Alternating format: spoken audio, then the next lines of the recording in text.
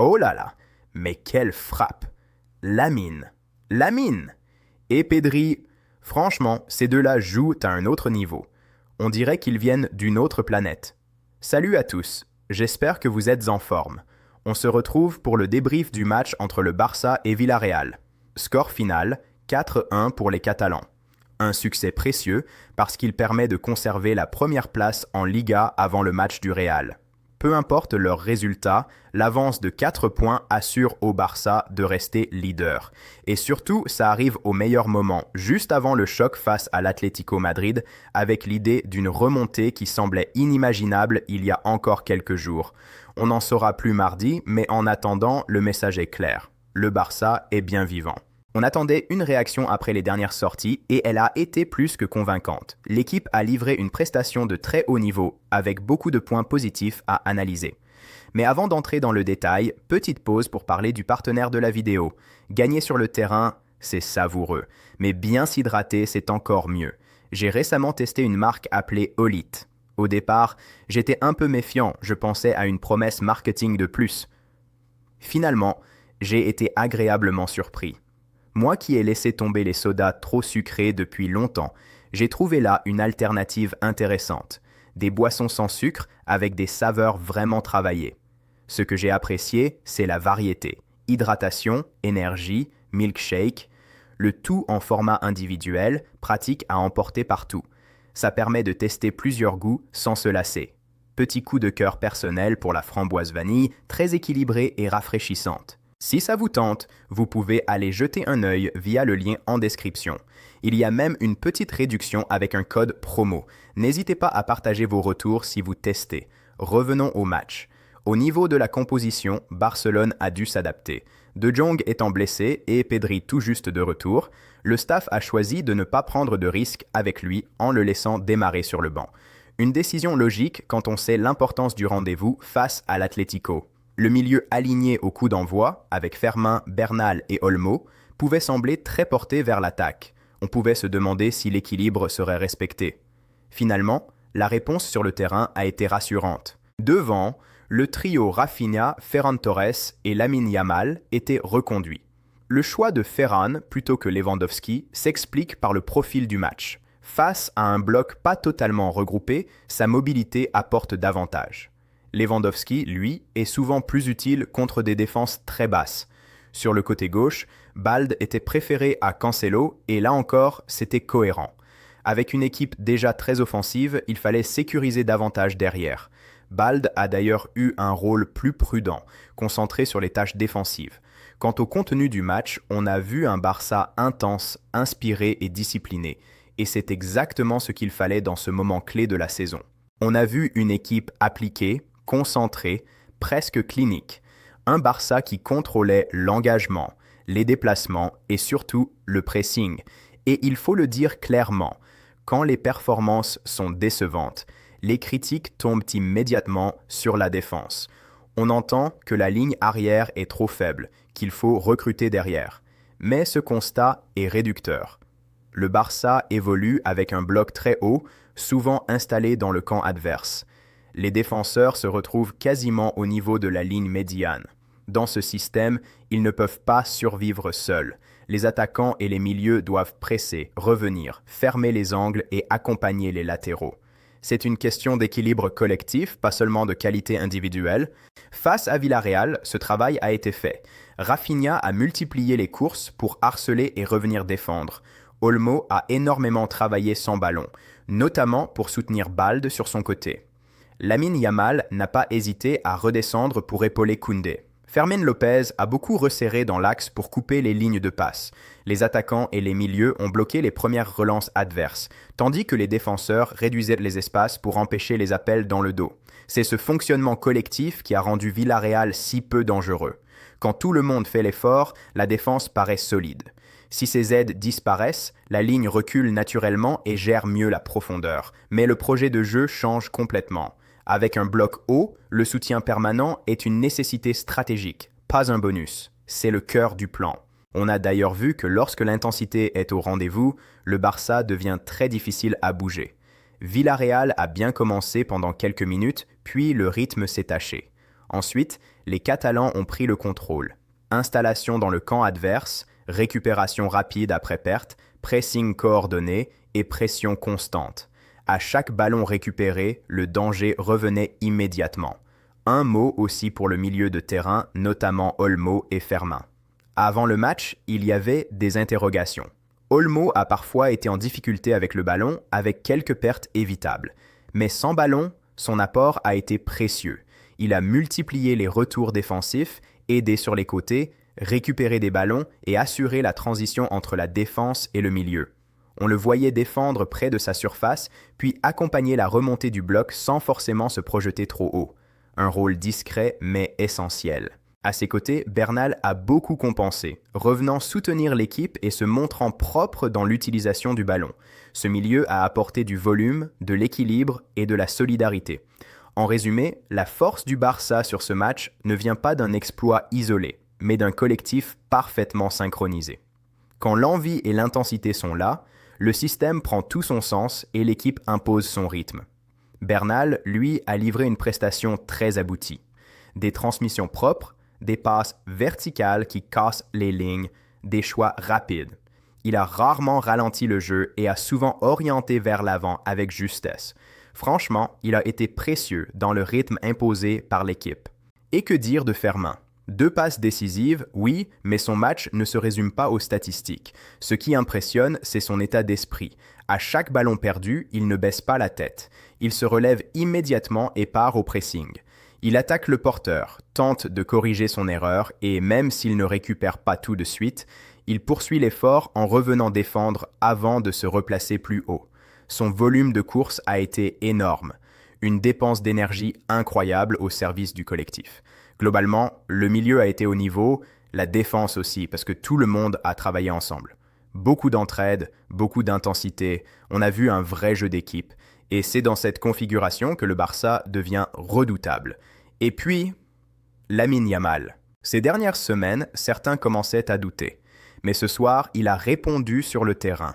Dès ses premières prises de balle, on a senti qu'il était inspiré. Il a immédiatement mis en difficulté son vis-à-vis sur le côté droit. Sur l'ouverture du score, tout part d'une récupération haute. Fermin lance parfaitement dans la profondeur et Lamine conclut avec beaucoup de maîtrise. Un but qui met l'équipe dans les meilleures dispositions. Mais le deuxième est encore plus marquant.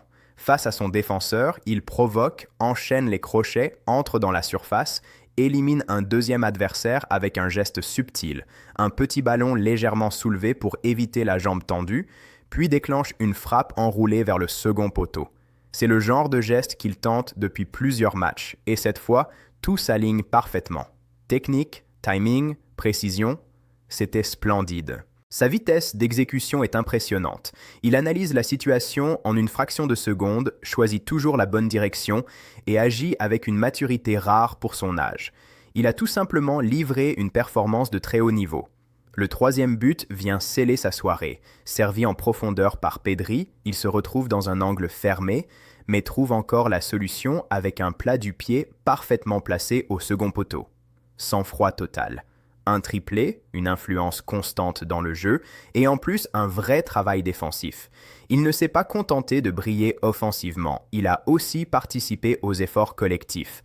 Quand il joue à ce niveau d'intensité et de justesse, il change complètement la physionomie d'un match. Un joueur comme lui n'a pas besoin d'être à 100% chaque seconde pour faire basculer un match. La différence des très grands, c'est leur capacité à frapper quand ils le décident. Ils peuvent gérer certains temps faibles, se faire plus discrets, puis, en une action, tout accélère. Et avec Lamine Yamal, c'est exactement ça. Dès qu'il choisit d'attaquer son défenseur, la situation devient critique. Il a une palette trop large. Accélération, changement de rythme, dribble court, crochet intérieur ou extérieur, capacité à éliminer dans un petit espace, à repartir en arrière pour mieux revenir, à combiner en 1-2 ou à centrer au second poteau. Il peut tout faire et surtout, il peut choisir. C'est cette imprévisibilité qui rend sa défense si compliquée. Les adversaires hésitent toujours. S'ils avancent, ils se font éliminer. S'ils reculent, il prend de la vitesse. À partir du moment où il fixe et déclenche, c'est presque une question de chance pour le défenseur. Hier, il était dans un de ces soirs où tout lui réussit. Et quand il est dans cet état-là, il éteint littéralement son côté du terrain. Mais il faut aussi parler de Pedri. Oui, le milieu a bien fonctionné. Oui, Fermin a été remarquable. Oui, Olmo a énormément travaillé sans ballon. Oui, Bernal a assuré dans l'équilibre. Pourtant, quand Pedri entre en jeu, quelque chose change immédiatement. Sa simple présence modifie la circulation du ballon. Il voit des passes que peu de joueurs imaginent. Celle qu'il adresse à Lamine est d'une précision chirurgicale. Il élimine toute la ligne adverse en un seul geste, et Lamine se retrouve lancé dans un espace presque inexistant une seconde plus tôt. C'est du très haut niveau. Et même sur le quatrième but, celui de Lewandowski, la statistique ne lui rendra peut-être pas justice. Pourtant, la passe qu'il glisse pour Koundé est à l'origine de toute l'action. Koundé centre, Lewandowski conclut, mais la clé, c'est l'ouverture de Pedri. On parle souvent du passeur du passeur. Là, il est directement responsable du décalage décisif. Pedri, c'est le genre de joueur pour lequel on achète un billet de stade. En 30 minutes, il a distillé créativité, calme et intelligence. Il conserve sous pression, oriente le jeu, accélère quand il faut, temporise quand c'est nécessaire. Vision, qualité technique, capacité à marquer, il a une panoplie complète. On parle beaucoup de Lamine Yamal et c'est mérité, mais Pedri appartient à cette catégorie rare de joueurs qui élèvent tout le collectif.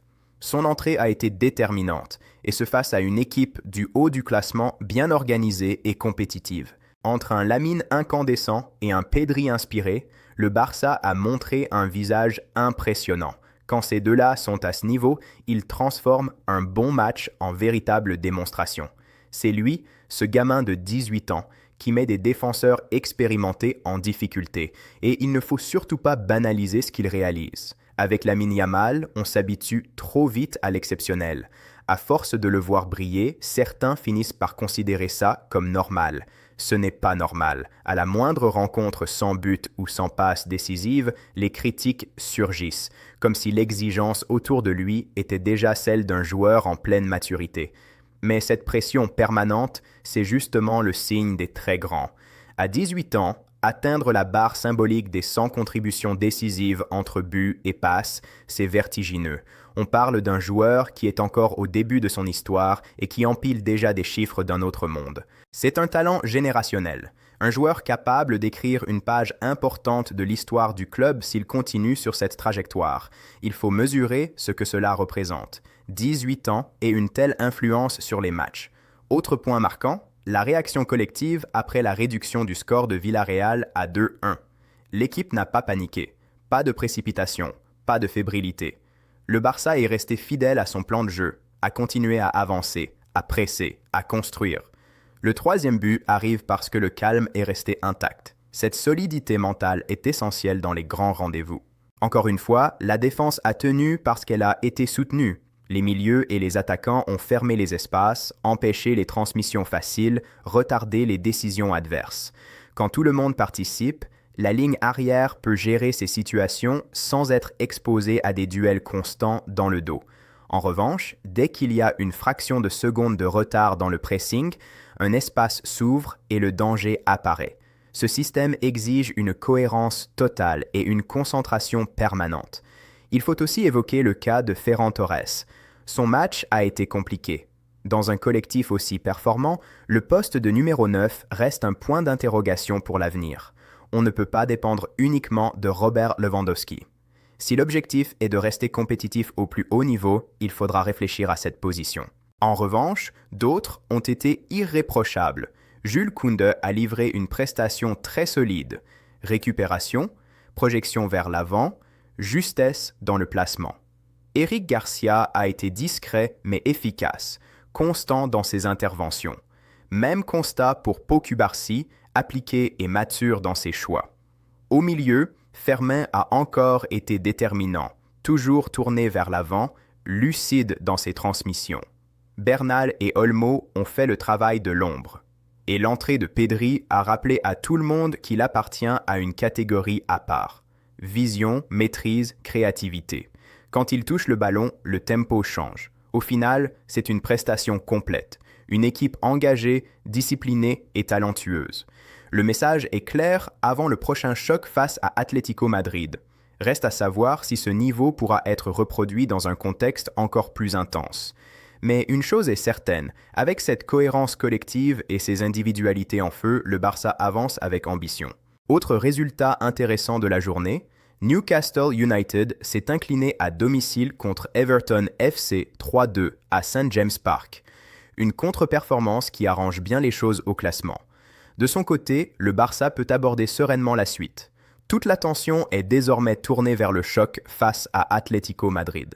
Quoi qu'il arrive dans le match du Real Madrid contre Getafe CF, les Catalans conserveront la tête du championnat grâce à leurs 4 points d'avance. C'est une position confortable, surtout à ce stade de la saison. Sur le match en lui-même, difficile de trouver des points négatifs. Engagement, intensité, cohésion, tout y était. Mention spéciale au coach pour les choix forts et la gestion du groupe. Et évidemment, impossible de ne pas saluer le triplé de Lamine Yamal, le premier de sa jeune carrière professionnelle.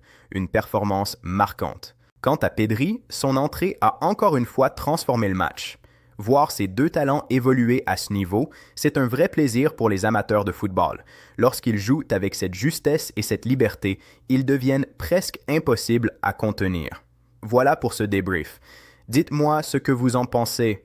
Êtes-vous du même avis ou avez-vous une lecture différente du match? Et si vous êtes arrivé jusqu'ici, laissez un petit mot en commentaire pour le signaler. Prenez soin de vous.